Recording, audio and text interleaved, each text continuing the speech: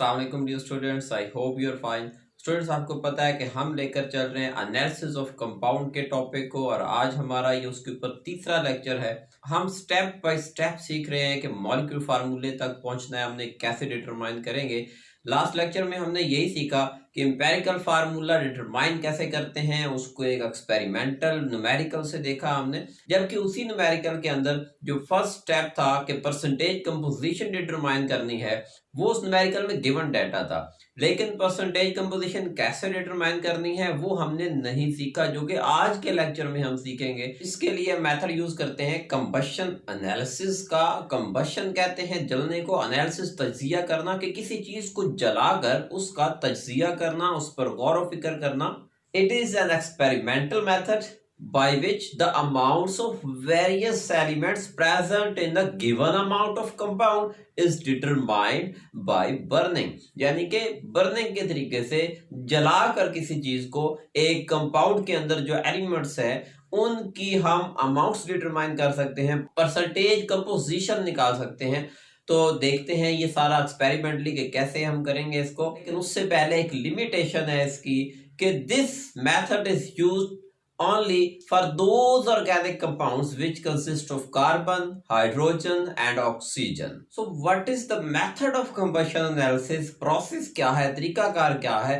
तो उसके लिए ये डायग्राम देखें। इसके अंदर ये जो फर्स्ट बॉक्स आपको नजर आ रहा है, दिस इज फर्नेस, भट्ठी, जिसके अंदर किसी चीज को जलाया जाता है। So first of all we put a weight amount of compound into the combustion tube. वो ट्यूब जिसके अंदर हम उस चीज को जलाएंगे, and this tube is then fitted into the furnace. इसको फर्नेस के अंदर फिट करेंगे and then the burning process is started. लेकिन ये याद रखें कि बर्निंग जो प्रोसेस है ये किसकी मौजूदगी में होता है, वो चीज लाजमी हमने यहां पर मेंशन करनी है कि बर्निंग किसकी मौजूदगी में होता है। Burning occurs in the presence of oxygen. So oxygen को प्रोवाइड करने के लिए एक इनलेट रखा हुआ है यहाँ पर, ये यहाँ से एयर पास करवाते हैं, जैसे ऑक्सीजन मिलती है और बर्निंग का प्रोसेस स्टार्ट होता है फर्नेस के अंदर। देखिए फर्नेस में सैंपल पड़ा हुआ है, ये जब बर्निंग होगी तो इस सैंपल के अंदर चूंकि डिफरेंट एलिमेंट मौजूद है, हम कह सकते हैं इसके अंदर कार्बन है, हाइड्रोजन है और ऑक्सीजन है, ये तीन एलिमेंट ही ले लेते हैं क्योंकि आपके टॉपिक में यही तीन डिस्कस किए गए हैं। तो जब इनकी बर्निंग स्टार्ट होगी ऑक्सीजन की मौजूदगी में, तो देखेंगे कि ये बनाएंगे कौन कौन से कंपाउंड। अब देखिए कार्बन जो है, इस कंपाउंड के अंदर जो कार्बन मौजूद होगा वो ऑक्सीजन के साथ मिलकर क्या बनाएगा, कार्बन प्लस ऑक्सीजन अगर हम करें तो इसका जो स्टेबल कंपाउंड होता है वो क्या है, CO2। कार्बन डाइऑक्साइड बनेगा, वो गैस है, निकलेगी इसमें से। यानी कि ये देखें इसमें से गैस निकल रही है, बर्निंग प्रोसेस स्टार्ट हो गया है, गैस निकल गई है। ये गैस कौन सी है, कार्बन डाइऑक्साइड। इसी तरह हाइड्रोजन जो इसके अंदर मौजूद है वो भी बर्न करेगा। H जो है वो ऑक्सीजन के साथ मिलकर क्या बनाता है, वाटर। वो वाटर के वेपर्स वहां से जो है बुखारात बन के निकलेंगे, तो वो भी उसमें से निकल रहे हैं। आप देखें ये जो रेड कलर में है ये वाटर वेपर्स हैं, जो ब्लू कलर में है ये क्या है, कार्बन डाइऑक्साइड है। और इसके साथ ऑक्सीजन गैस भी यहां से निकलेगी। ये देखिए ग्रीन कलर में बनाई है, ये ऑक्सीजन गैस है। ये कलर सिर्फ आइडेंटिफिकेशन के लिए है, वैसे इनके कलर्स नहीं होते। हमने क्या मालूम करना है इसमें, हमने मालूम करना है कि कार्बन का मैस क्या है, तभी परसेंटेज निकालेंगे उसका। कार्बन का मैस क्या है, हाइड्रोजन का क्या है, ऑक्सीजन का क्या है। लेकिन अभी तो हमने गैसेस बनवा दी हैं, तो इट मीन्स कि जो गैसेस हैं इनका मैस मालूम करेंगे। अगर तो इनको जाने दें बाहर तो ये तो फजा में निकल जाएंगी, मैस किसका मालूम करेंगे। सो इन गैसेस को पकड़ना है, इंट्रैप करना है, कैद करना है और इनका वेट करना है। इस मकसद के लिए हमने ये जो नेक्स्ट आपको बॉक्सेस नजर आ रहे हैं इनके अंदर एब्जॉर्बर्स रखे होते हैं, जज़ब करने वाले, जो इन गैसेस को जज़ब करते हैं। सो फर्स्ट ऑफ ऑल पहला एब्जॉर्बर जो हम यूज करते हैं that is water absorber. H2O absorber है जो कि वाटर के वेपर्स को जज़ब कर लेता है। जैसे ही ये गैसेस बनती हैं और नेक्स्ट चैम्बर में जाती हैं, तो उस चैम्बर के अंदर वाटर को एब्जॉर्ब करने के लिए हमने मटेरियल रखा है MgClO4 की ट्वाइस, मैग्नीशियम परक्लोरेट। अब ये ऑब्जेक्टिव में पूछा जाता है कि वाटर एब्जॉर्बर कौन सा है इन गिवन में से, तो वो 4 पॉइंट्स में से आपने ये याद रखना है कि magnesium perchlorate is a water absorber, जो यहां पर हम कंबशन एनालिसिस में यूज करते हैं। वैसे तो काफी सारे हैं। तो देखिए जब गैसेस यहां से गुजरेंगी तो ये जो वाटर एब्जॉर्बर है ये उस वाटर के वेपर्स को एब्सॉर्ब कर लेगा। देखिए वाटर के वेपर्स जो हैं ये एब्सॉर्ब हो रहे हैं इस चैम्बर के अंदर, और बाकी जो गैसेज होंगी, कार्बन डाइऑक्साइड है, ऑक्सीजन है या कोई और है, तो वो इसमें एब्सॉर्ब नहीं होंगी। तो वो कहाँ जाएगी? वो नेक्स्ट चैम्बर में चली जाएंगी। अब नेक्स्ट चैम्बर में कार्बन डाइऑक्साइड को एब्सॉर्ब करवाना है हमने, तो कार्बन डाइऑक्साइड का एब्सॉर्बर है इसके बाद जो स्टेप है। तो कार्बन डाइऑक्साइड एब्सॉर्बर में क्या यूज करेंगे? कार्बन डाइऑक्साइड एब्सॉर्बर में 50% पोटेशियम हाइड्रोक्साइड जो कि बेस है उसका सॉल्यूशन हम डालेंगे, और ये 50% potassium hydroxide carbon dioxide gas को एब्सॉर्ब कर लेगा। तो देखें कार्बन डाइऑक्साइड एब्सॉर्ब हो रही है।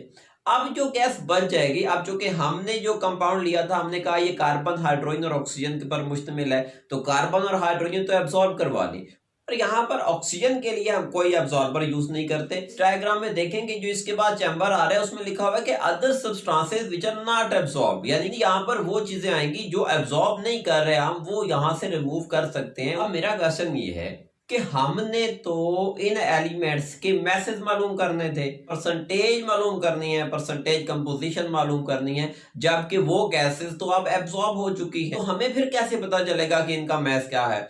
एक्चुअली स्टूडेंट्स ये जो हमने एब्सॉर्बर रखे हुए हैं, जैसे ये वाटर का एब्सॉर्बर था मैग्नीशियम परक्लोरेट MgClO4 की ट्वाइस, ये पहले से वेट करके रखा जाता है। हम फर्ज करते हैं कि ये जो मैग्नीशियम परक्लोरेट जो हमने एब्जॉर्प्शन से पहले का रखा हुआ है उसका वेट 50 ग्राम था, और जब कंबशन का प्रोसेस कंप्लीट हो गया, तमाम गैसेस उसमें एब्जॉर्ब हो चुकी हैं, जो कि वाटर वेपर्स थे वो एब्जॉर्ब हो चुके हैं, तो उसके बाद फिर इसका वेट करेंगे, एब्जॉर्प्शन के बाद इसका वेट करेंगे। तो लेट्स से कि वो 70 ग्राम आता है, तो इसका क्या मतलब बनता है? 50 ग्राम तो उसका अपना मैस था मैग्नीशियम परक्लोरेट का, तो वो जो 20 ग्राम उसके अंदर इजाफा हुआ है वो किस चीज का मैस है? डेफिनेटली वही मैस होगा उन वाटर वेपर्स का जो एब्सॉर्ब हुए हैं, क्योंकि जितना इंक्रीज होगा इसका मास वो मैस कंसीडर किया जाएगा जो उसके अंदर वाटर वेपर्स एब्सॉर्ब हो रहे हैं। बिल्कुल इस तरह से कार्बन डाइऑक्साइड का मैस निकालेंगे, उसके भी पहले ही वेट किया होता है हमने एब्सॉर्बर का,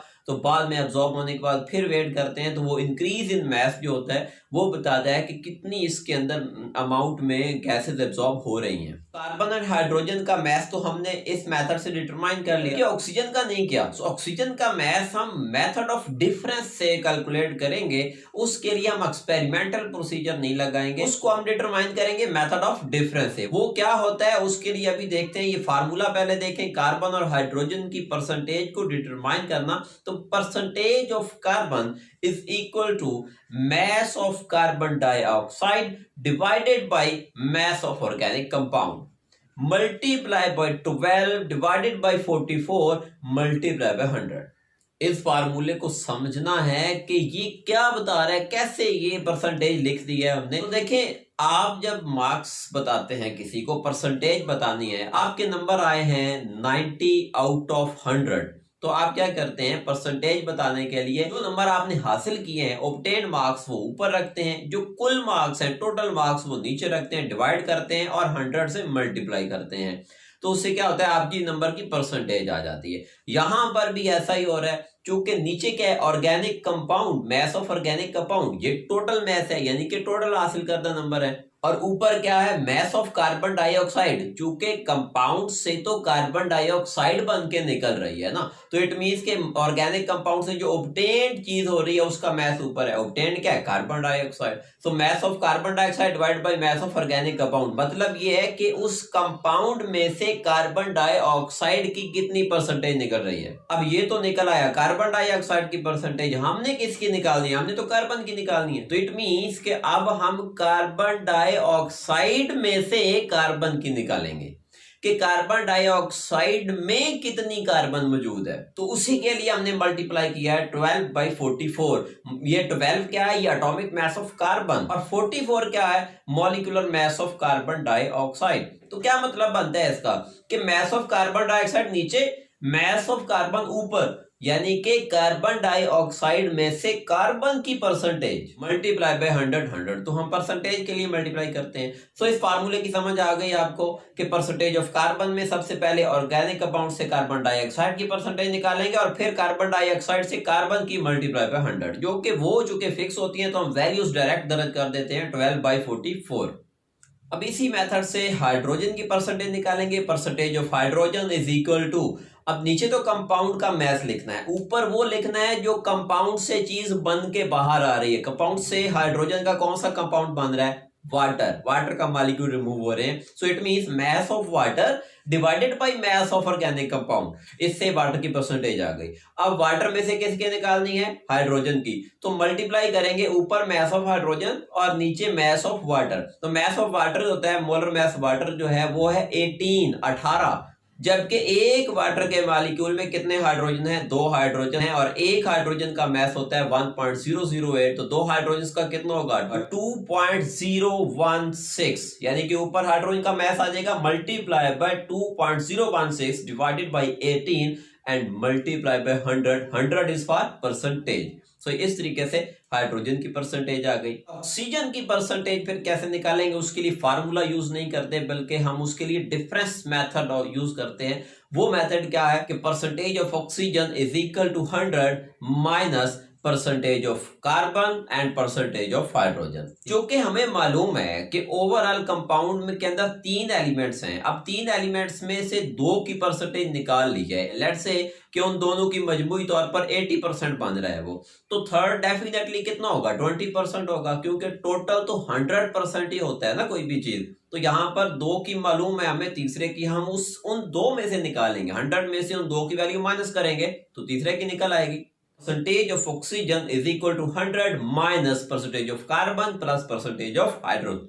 अब हम कंबशन एनालिसिस को एक्सपेरिमेंटली एक मिसाल के साथ समझते हैं, उससे आपके कंसेप्ट मजीद क्लियर हो जाएंगे कि हमने कैसे कैसे इसको परफॉर्म करना है। तो एग्जांपल नंबर 4 है आपकी बुक में ये, जिसमें वो कह रहा है कि एक सैंपल जो है उसको कंबशन एनालिसिस करवाई, जिसके अंदर कार्बन, हाइड्रोजन और ऑक्सीजन प्रेजेंट है, और उस सैंपल का वेट दिया हुआ है 0.534 ग्राम, और उसमें से जो कार्बन डाइऑक्साइड और वाटर के वेपर्स निकल रहे हैं उनका मास भी इस न्यूमेरिकल में दिया हुआ है। आप देखें, डिटरमाइन करना है एम्पिरिकल फार्मूला।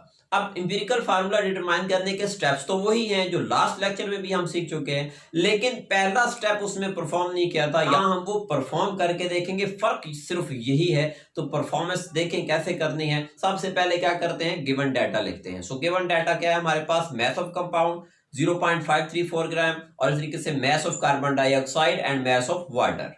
तो पहला स्टेप परफॉर्म करते हुए अगर हम परसेंटेज ऑफ कार्बन निकालें तो percentage of carbon is equal to mass of carbon dioxide divided by mass of compound multiply by 12 by 44 multiply by 100।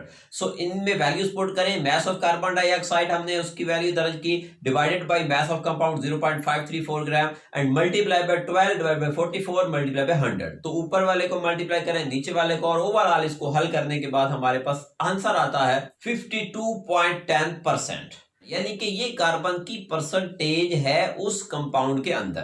अब यही फार्मूला इस्तेमाल करेंगे और परसेंटेज ऑफ हाइड्रोजन निकालेंगे। Percentage of hydrogen is equal to mass of water divided by mass of compound multiply by 2.016 divided by 18 तो मास of water 0.636 ग्राम जो कि दिया हुआ है, गिवन है, divided by 0.543 gram multiply by 2.016 divided bye और multiply by 100। तो इसको हल करने के बाद हमारे पास आंसर आता है, and after solution the answer is 13.12%। And the percentage of oxygen, percentage of oxygen का फार्मूला क्या था? Percentage of oxygen is equal to 100 minus percentage of carbon plus percentage of hydrogen. So 100 minus percentage of carbon, percentage of carbon कितनी है? 52.10%, and plus percentage of hydrogen, percentage of hydrogen कितनी है? अब इन दोनों को 100 में से माइनस करें तो क्या बच गया? 34.78%। ये ऑक्सीजन की परसेंटेज है। अब परसेंटेज आ चुकी है हमारे पास, वैसा ही टेबल बनाएंगे जैसे लास्ट लेक्चर में बनाया था, स्टेप बाय स्टेप। हमें पता है कि सबसे पहले हम क्या करते हैं? एलिमेंट्स को कॉलम में लिखते हैं। तो ये हमारे पास कार्बन, हाइड्रोजन, ऑक्सीजन, और उसके बाद पहला स्टेप परफॉर्म करते हैं परसेंटेज ऑफ एलिमेंट्स, तो परसेंटेज ऑफ कंपोजिशन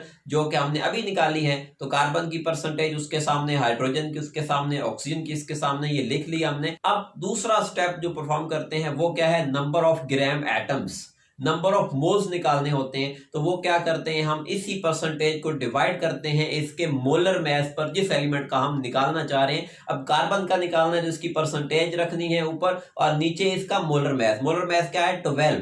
तो डिवाइड करें और ये हमारे पास आ जाएगी नंबर ऑफ मोल्स, जो कि कार्बन के कितने आए हैं 4.34 मोल्स, ये है कार्बन के। इसी तरह से हाइड्रोजन के डिटरमाइन करने हैं। ऊपर हाइड्रोजन का जो परसेंटेज कंपोजिशन लिखी हुई है 13.12 एंड डिवाइडेड बाय हाइड्रोजन का मोलर मास दैट इज 1.008 और ये आंसर आएगा 13.02। और अब ऑक्सीजन की देखें तो इसमें ऊपर percentage of oxygen 34.78 and divided by oxygen का molar mass atomic mass that is 16, तो आंसर क्या आया 2.17। तो नो थर्ड स्टेप, देखिए ये वही स्टेप है, रिमेंबर लास्ट लेक्चर में आपने सीखे हैं। थर्ड स्टेप जो है ये है एटॉमिक रेशियो डिटरमाइन करनी है एंड यू नो वेल कि कैसे करनी है। जो आपने नंबर ऑफ मोल्स निकाले हैं अभी दूसरे स्टेप के अंदर, इसमें से देखना है सबसे कम वैल्यू कौन सी है। फर्स्ट वैल्यू थी 4.34, सेकंड 13.02, उससे भी बड़ी है, और नीचे दी हुई है 2.17 और ये सबसे कम वैल्यू है इन गिवन अमाउंट्स में से। तो 2.17 से आपने क्या करना है, इन्हीं नंबर ऑफ मोल्स को डिवाइड कर देना है। कार्बन के नंबर ऑफ मोल्स रखने हैं ऊपर, वो कितने निकले थे 4.34 और डिवाइड करना है 2.17 पर, आंसर आएगा 2, यानी कि इसके एटॉमिक रेशियो जो कार्बन की आई है वो 2 है। इसी तरीके से हाइड्रोजन है 13.02 एंड डिवाइड करना है उसी स्मॉलेस्ट वैल्यू पर 2.17, तो ये आंसर आया 6। And no oxygen 2.17 divided by 2.17, क्योंकि इसके नंबर ऑफ मोल्स भी वही है, स्मॉलेस्ट वैल्यू भी वही है, तो डिवाइड करेंगे इज इक्वल टू 1। तो थर्ड स्टेप में हमारे पास क्या आ गई, एटॉमिक रेशियोज। अब फोर्थ स्टेप ये होता है कि अगर एटॉमिक रेशियोज आपकी डेसिमल पॉइंट्स में आई है, इशारिया निजाम में है, तो फिर आप उसको मल्टीप्लाई करते हैं एक सुटेबल डिजिट के साथ और होल नंबर्स में कन्वर्ट करते हैं। लेकिन यहां पर अगर आप देखें तो ये तमाम के तमाम होल्स नंबर ही आए हैं हमारे पास एटॉमिक रेशियो के अंदर, कोई भी डेसिमल में नहीं है। 2, 6, 1 तो ये होल नंबर है। तो इसका मतलब है कि इसमें हमें फोर्थ स्टेप की जरूरत नहीं है, हमारा न्यूमेरिकल कंप्लीट हो चुका है। अब इसका क्या लिखेंगे, एम्पिरिकल फार्मूला लिखेंगे। एम्पिरिकल फार्मूला लिखने के लिए क्या करते हैं, जो एलिमेंट्स मौजूद हैं पहले वो लिख दें, कार्बन, हाइड्रोजन, ऑक्सीजन, फिर जितनी जितनी रेशियो आपने निकाली है एटॉमिक रेशियो वो उनके साथ लिख दें। अब कार्बन की कितनी है 2, तो 2 लिख दिया, हाइड्रोजन की कितनी है 6, ऑक्सीजन की कितनी है 1, अब 1 लिखा नहीं जाता, तो C2H6 एंड O, ये होगा एम्पिरिकल फार्मूला उस सैंपल का जिसकी हमने कंबशन एनालिसिस की है। So I hope you got the point what I am trying to describe in this lecture. And students, next lecture में हम सीखेंगे कि मॉलिक्यूलर फार्मूला फिर इससे कैसे निकालते हैं। एम्पिरिकल फार्मूला आज हमारा कंप्लीट हो गया है, इसके तमाम स्टेप्स मुकम्मल हैं। तो नेक्स्ट स्टेप में हम देखेंगे कि एम्पिरिकल फार्मूला जब हम डिटरमाइन कर लेते हैं तो उससे फिर मॉलिक्यूलर कैसे डिटरमाइन करते हैं। Thank you very much, Allah Hafiz.